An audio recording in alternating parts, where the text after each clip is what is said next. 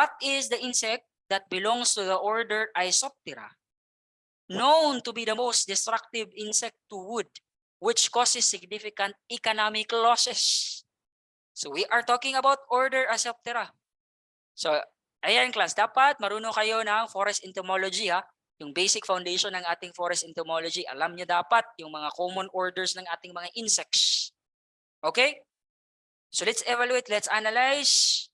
Arao, salamat kayo sir, naglibog ko ani gyud. No problem, no problem. Okay, sige yan. Yung ating centipede class, ano yung order ng ating centipede? So yung order ng ating centipede class is under Chilopoda.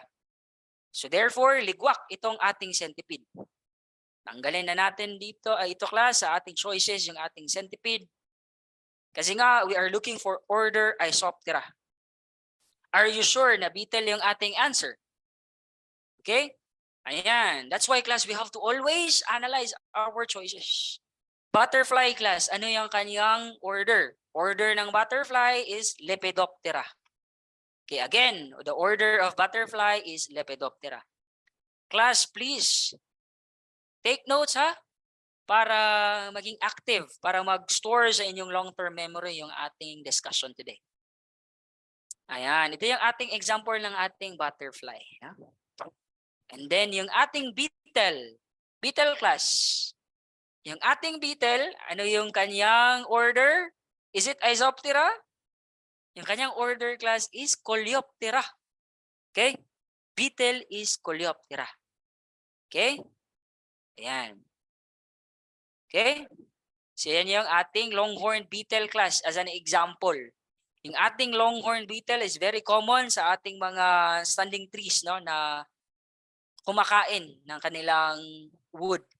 Yung ating mga longhorn beetles class is they are also known as wood boring insects. Take note, yung ating longhorn beetles under Coleoptera are also known as wood-boring insects.